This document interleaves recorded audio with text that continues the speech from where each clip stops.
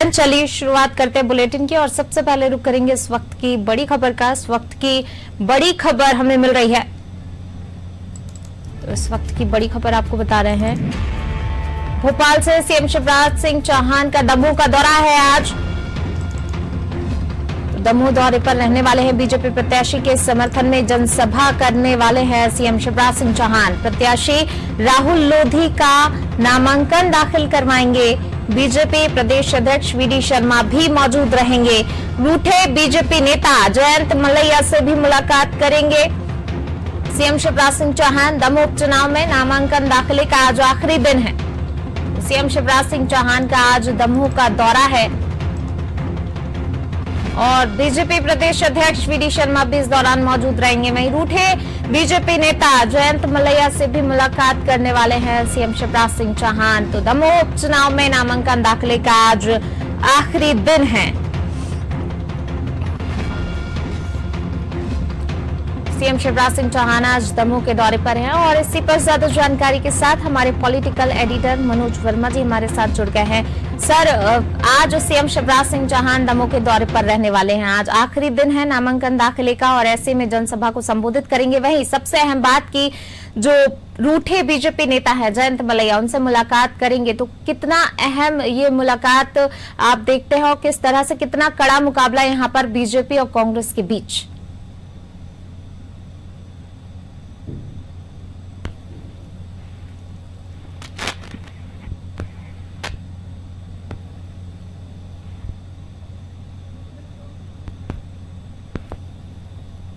तो भोपाल से ये खबर सीएम शिवराज सिंह चौहान का आज दमोह का दौरा है। चलिए एक बार फिर से हम हमारे पॉलिटिकल एडिटर मनोज वर्मा जी से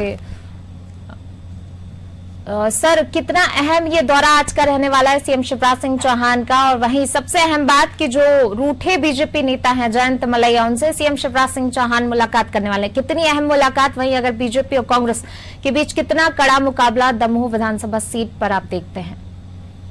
देखिए, निश्चित रूप से हर एक चुनाव एक कठिन मुकाबला होता है। पुनः वो जिस प्रकार से जयंत मलैया और उनके बेटे सिद्धार्थ मलैया की नाराजगी की खबरें आ रही थी, और कहा यह जा रहा था कि दोनों में से कोई एक शायद कांग्रेस के टिकट पर चुनाव लड़ सकता है, लेकिन कांग्रेस ने अजय टंडन जो कि जिला अध्यक्ष थे वहां को उनको प्रत्याशी घोषित कर दिया था।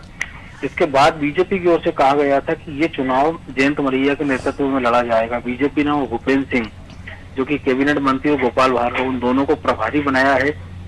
आज मुख्यमंत्री शिवराज सिंह चौहान वहां पहुंचेंगे और इसके साथ ही चुनावी सभा को संबोधित करेंगे, कार्यकर्ताओं की बैठक लेंगे, जयंत मलैया से भी मुलाकात कर उनको समझाने का प्रयास करेंगे। हालांकि जाहिर तौर पर बीजेपी ये कह चुकी है उनकी कोई नाराजगी नहीं है, उनके सब नाराजगी दूर कर दी गई है। इस बीच खबर ये भी है कि जो मुकेश नायक कांग्रेस के दिग्गज नेता है, एक बार इस सीट से विधायक रह चुके हैं, मंत्री रह चुके हैं, वो शिवराज सिंह सरकार, आपकी जी दिग्विजय सिंह सरकार में। पहले उनको भी बीजेपी में शामिल होने की खबरें थी, लेकिन अब ये खबर आ रही कि उनके जो भाई हैं सतीश नायक, उनको बीजेपी अपनी पार्टी में शामिल कर सकती है। इसके साथ ही उनके कुछ और समर्थकों को बीजेपी अपनी पार्टी में लाने का प्रयास कर रही है। तो निश्चित तौर पर बीजेपी इस चुनाव को जीतने में कोई कसर नहीं छोड़ना चाह रही। राहुल लोधी जो कि कांग्रेस के चिप्स तक चुनाव जीते थे, लगभग 1000 से भी कम वोटों के अंतर से उन्होंने ये चुनाव जीता था। इसके बाद उन्होंने इस्तीफा दे दिया था और बीजेपी का दामन थाम लिया था। बीजेपी ने उनको फिलहाल कैबिनेट मंत्री का दर्जा दिया हुआ है, निगम मंडल में उनकी नियुक्ति की गई है। तो वो लगभग 6 महीने से अपनी पूरी तैयारियों में जुटे थे। इस बीच मुख्यमंत्री शिवराज सिंह चौहान, प्रदेश अध्यक्ष वीडी शर्मा कई बार वहां के दौरे कर चुके थे और ये कोशिश कर चुके थे कि बीजेपी किसी भी हालत में सीट पर चुनाव जीत जाए। वहीं पूर्व मुख्यमंत्री और कांग्रेस के प्रदेश अध्यक्ष कमलनाथ के सामने बड़ी चुनौती है सीट को जीतना, क्योंकि पहले वो 15 साल की सरकार की जब बीजेपी की गई तो वो मुख्यमंत्री बने, लेकिन 15 महीने में ही वो सरकार उनकी चली गई और उसके बाद उपचुनाव में एक मौका था, लेकिन 28 सीटों पर उपचुनाव में 19 सीटें बीजेपी ने जीतकर अपनी सरकार मजबूत कर ली। और अब कमलनाथ पर एक पद छोड़ने का दबाव है कि या तो वो नेता प्रतिपक्ष का पद छोड़ें या प्रदेश अध्यक्ष। अगर ऐसे में दमोह की सीट बीजेपी जीत जाती है तो कांग्रेस में फिर आवाज उठने लगेगी कि कमलनाथ को एक पद जरूर छोड़ो। जी मनोज जी, शुक्रिया इस तमाम बातचीत के लिए। और अब हमारे साथ कांग्रेस से फिरोज सिद्दीकी जी हमारे साथ जुड़ गए हैं। फिरोज जी, बहुत स्वागत है आपका। जी शुक्रिया। जी फिरोज जी, कितनी बड़ी चुनौती आप देखते हैं दमोह विधानसभा सीट पर? एक चुनौती होता है, उसको पूरी रणनीति के साथ लड़ना होता है। और कांग्रेस पार्टी ने पूरी दमखम के साथ अपनी पहले से एक हमने तैयारी कर रखी थी और हमने हमारा टिकट भी घोषित कर दिया है और सबसे सीनियर व्यक्ति को हमने वहाँ टिकट दिया है जो पुराने कांग्रेसी परिवार से है। और इस चुनाव में बहुत सारे मुद्दे हैं जिन मुद्दों का जवाब भारतीय जनता पार्टी को देना होगा, चाहे महंगाई का हो, पेट्रोल डीजल की, गैस की, बेरोजगारी है, तमाम विकास के जो मुद्दे हैं उन मुद्दों को देना होगा। और जनता में जो है उनके प्रति एक रोष अपने आप ही है राहुल लोधी के प्रति। और ये चुनाव जो है हम जीतने जा रहे हैं, हमारी पूरी तैयारी है और हमारा प्रचार बहुत दिनों से हमारा भी चल रहा था और अब हमारा प्रचार पूरी तरीके से जो है एक पूरी तरीके से सामने आ चुका है। और ये चुनाव में मैं नहीं समझता कि बहुत बड़ी कोई चुनौती है इस चुनाव को जीतना। हम ये चुनाव जीतने जा रहे हैं और अच्छे मार्जिन से जीतेंगे। जी फिरोज जी, लेकिन आपको नहीं लगता कि अजय टंडन का जो नोट बांटते हुए वीडियो वायरल हुआ है उसके बाद बीजेपी को कोई मुद्दा, एक अहम मुद्दा और वो भी चुनाव से ठीक पहले मिल गया है? देखिए, हम अजय टंडन जी ने अपना जो है इलेक्शन कमीशन को, उन्होंने जो कलेक्टर को ये शिकायत की है कि मेरे खिलाफ ये झूठी जो पेड न्यूज बनाई गई है इन्होंने, और भारतीय जनता पार्टी ने जानबूझकर ये जो वीडियो जो है वायरल किया है, गलत वीडियो और गलत हथकंडे जो है चुनाव में इस्तेमाल किए, इसलिए मॉडल कोड ऑफ कंडक्ट का वायलेशन है। तो कांग्रेस तो स्वयं चाहती है कि वो जो वीडियो है आप उसकी प्रमाणिकता, उसकी फॉरेंसिक जांच हो जाए। तो वो जब तक चुनाव आयोग कराएगा और उसके बाद जो होगा वो दूध का दूध पानी का पानी हो जाएगा। और इस ने जो वायरल किया है इससे भारतीय जनता पार्टी की हताशा नजर आती है कि उनके पास मुद्दे नहीं है कांग्रेस को के खिलाफ और अपने उपलब्धियां भी नहीं है उनके पास जिसके आधार पर वो चुनाव में जा सके। इसलिए वो इस तरीके के हथकंडों का उपयोग कर रहे हैं ताकि उनसे सवाल ना किए जाए, पेट्रोल डीजल गैस की कीमतों की जानकारी ना ली जाए, उनसे पूछे ना, जनता सवाल ना करे। लेकिन इन सबसे कुछ नहीं होता, जनता समझदार है, वो मुद्दों के आधार पर वोट करती है और मुद्दों के आधार पर वोट करेगी। भारतीय जनता पार्टी की पराजय निश्चित है। जी, जिस तरीके से चलिए अब हमारे साथ बीजेपी से धैर्यवर्धन शर्मा जी हमारे साथ जुड़ गए हैं। धैर्यवर्धन जी, बहुत स्वागत है आपका। जी धन्यवाद पूनम जी। जी धैर्यवर्धन जी, फिरोज जी को आपने सुना? जी, जिस तरीके से जो है जनता में तमाम मुद्दों को लेकर रोष, चाहे महंगाई की बात की जाए, बेरोजगारी की बात की जाए, विकास के मुद्दों की बात की जाए, तो उनका साफ तौर पर कहना है कि जनता में काफी रोष है बीजेपी के लिए। कांग्रेस के लोगों के दिमाग में काफी रोष है बीजेपी को लेकर के, होना भी चाहिए, क्योंकि अपनी गलतियों से अपनी सरकार को हिपनोटाइज आउट करा बैठे और दोषारोपण तो बीजेपी पर करेंगे। भारतीय जनता पार्टी को इनकी फिक्र नहीं है। ये दमोह के वोटर्स से मोह छोड़ गए क्योंकि इनका मोह भंग होने वाला चुनाव में फिर से एक बार जैसा उपचुनावों में हुआ है। भारतीय जनता पार्टी ये सीट आसानी से जीतेगी क्योंकि जिन मुद्दों को ये प्रचारित करने का प्रयास कर रहे हैं, जनता भली बात ही जानती है कि कोरोना काल में तमाम सारी मजबूरियां की कुछ जगहों पे हो सकता है कुछ रेट्स बढ़े हुए दिखाई दे रहे हैं, पर सरकार के प्रति, पार्टी के प्रति लोगों में पूरा भरोसा है कि सरकार तमाम मोर्चों पर जनहित के लिए अनेक कल्याणकारी कामों को कर रही है।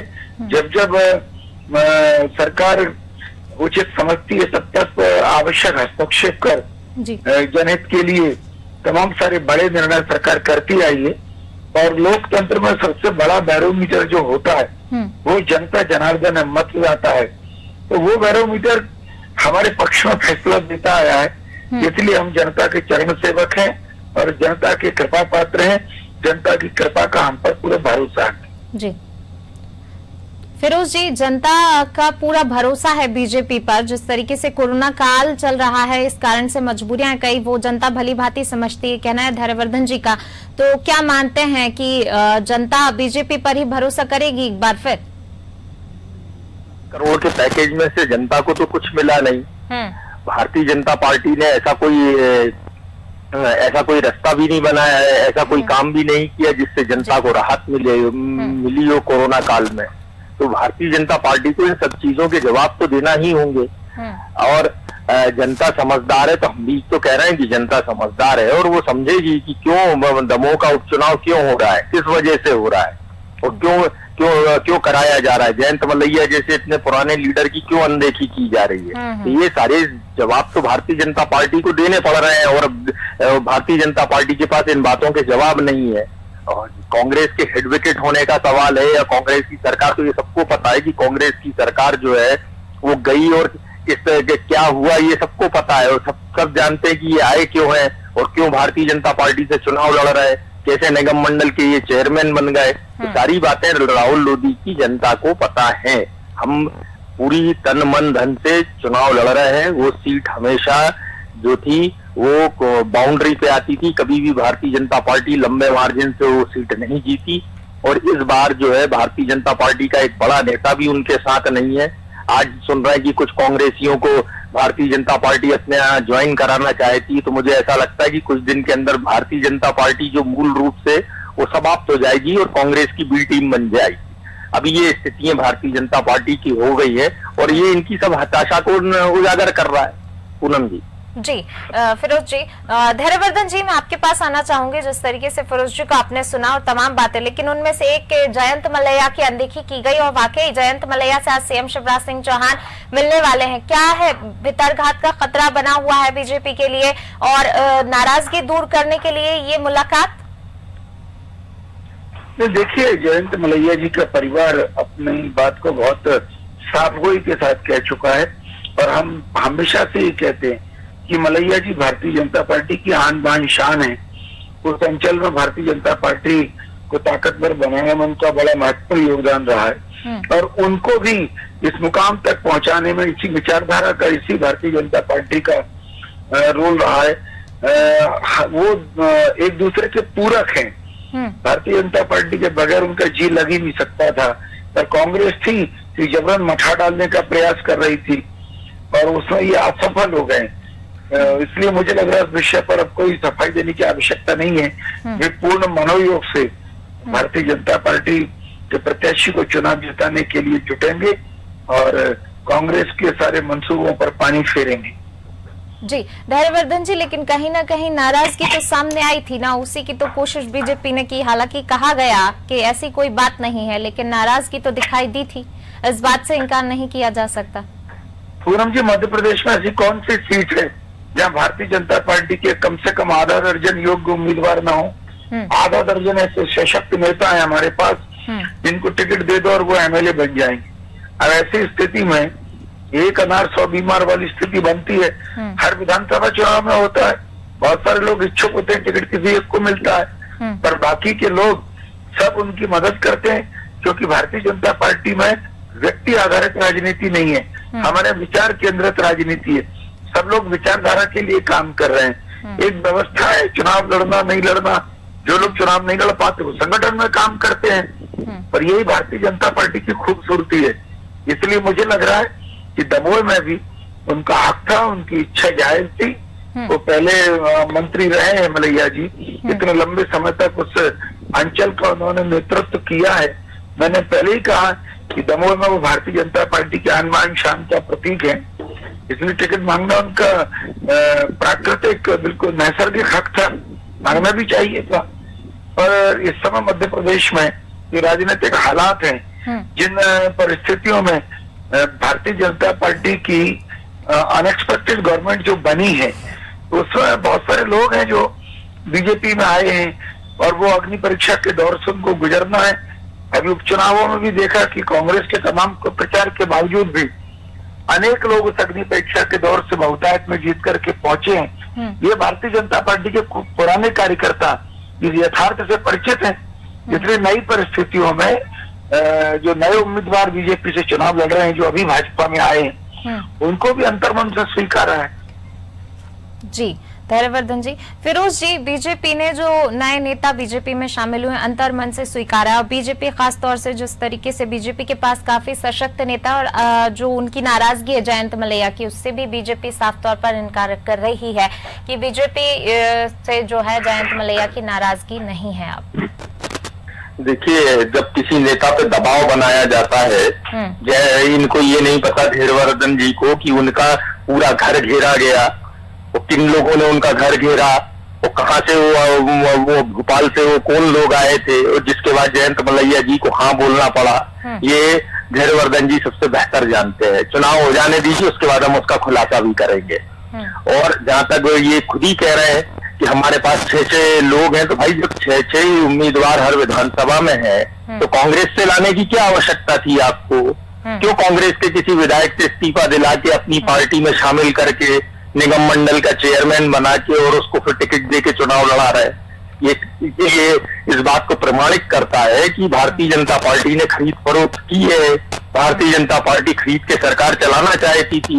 वो अपने कैडर को, जो उनका जो कैडर बेस पार्टी है, जिसमें वो बूथ से कार्यकर्ता आता है और वो शीर्ष तक जाता है, ये भारतीय जनता पार्टी कहती है, उस कैडर की भी उन्होंने अनदेखी की है। ये सभी चीजें तो सामने हैं और ये बातें जनता समझती है कि जब आपके पास 6 लोग थे हर विधानसभा में, तो कांग्रेस के व्यक्ति को लाके चुनाव लड़ाने का क्या औचित्य, क्यों उपचुनाव कराया जा रहा है? तो ये भी एक मुद्दा है। लेकिन हम तो हमारी उपलब्धियों के आधार पर 15 महीने की सरकार में, इससे पहले भी जो उपचुनाव थे, तो हम 9 सीटें जीते और 5 सीटों पे हम लगभग जो थे बहुत मार्जिन से रहे। हमारा बीएसपी ने जो है नुकसान किया, लेकिन उसके बावजूद भी कांग्रेस ने अच्छा प्रदर्शन किया। नेता टूटा, हमारे गए, विधायक टूटे, हमारे गए, सरकार टूटी, वो कांग्रेस की टूटी। तो कांग्रेस के पास तो सब कुछ लूज किया था और भारतीय जनता पार्टी ने सब कुछ गेन किया था, फिर भी कांग्रेस ने बहुत अच्छा प्रदर्शन किया। तो इस बार भी चुनाव में भारतीय जनता पार्टी ज्यादा खुशफहमी में ना रहे। ये दमोह में अजय टंडन जी ही विजयी होंगे। कि भारतीय जनता पार्टी को समझ लेना चाहिए, जितनी जल्दी वो समझ लेंगे बेहतर है कि वो जनता के बीच उस तरीके से सशक्त रूप से चले जाएंगे। वरना सरकार लेके घूमने से जनता वोट दे देती, ऐसा मैं नहीं मानता। पूनम जी, फिरोज जी, बिल्कुल। धैर्यवर्धन जी, अगर आपके पास वाकई सशक्त नेता थे तो फिर आप कांग्रेस से क्यों नेता लेकर आए? क्यों खरीद फरोख्त की जरूरत पड़ी? ये आरोप जो है कांग्रेस की तरफ से लगाए गए हैं। कांग्रेस के नेता बार बार हम पर सवाल उठाते हैं, हम पर आरोप लगाते हैं, अपना घर क्यों नहीं संभालते? क्यों इनके लोग कांग्रेस पार्टी को छोड़ करके आ रहे हैं? सब कुछ लुटा के अब होश में आए तो क्या आए? अब ये सब बातें कर रहे हैं का औचित्य क्या है? कांग्रेस की स्थिति सच में दयनीय है।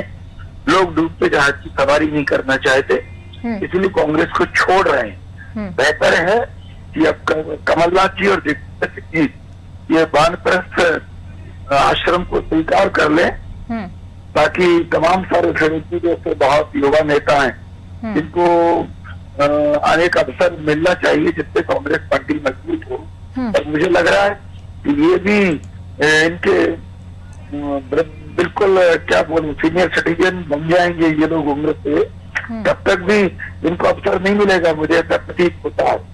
इसलिए बेहतर है कि पहले कांग्रेस की सेहत ठीक करें, उसके बाद हमसे सवाल जवाब करें। जी, चलिए, शुक्रिया धैर्यवर्धन जी हमसे इस बातचीत के लिए, और साथ ही फिरोज जी आपका भी शुक्रिया इस तमाम बातचीत के लिए। तो बिल्कुल जो है काफी कड़ा मुकाबला यहाँ पर दोनों के ही बीच कहा जा सकता है। जिस तरीके से आरोप प्रत्यारोप हमने दोनों के सुने कि किस तरीके से जो है कांग्रेस की तरफ से एक बार फिर कहा गया कि बीजेपी खरीद फरोख्त करके लेकर आई है, और वहीं बीजेपी कह रही बीजेपी के पास सशक्त नेता है। वो तो आने वाले वक्त में जब इसका नतीजा आएगा तो पता ही चल जाएगा, लेकिन फिलहाल तब तक के लिए इंतजार करना होगा। और आज खासतौर से सीएम शिवराज सिंह चौहान जो है दमोह के दौरे पर रहने वाले हैं। दमोह उपचुनाव में नामांकन दाखिल का आखिरी दिन है और इससे पहले वो रूठे बीजेपी नेता जयंत मलैया से भी मुलाकात करेंगे। हालांकि बीजेपी कह चुकी है कि जयंत मलैया की कोई नाराजगी नहीं है, लेकिन फिर भी नाराजगी थी और कहीं ना कहीं जो है बीजेपी अब डैमेज कंट्रोल की कोशिश यहां पर कर रही है, रूठे नेताओं को मनाने की कोशिश यहां पर। और साथ में सीएम शिवराज सिंह चौहान के वीडी शर्मा भी मौजूद रहने वाले हैं आज के इस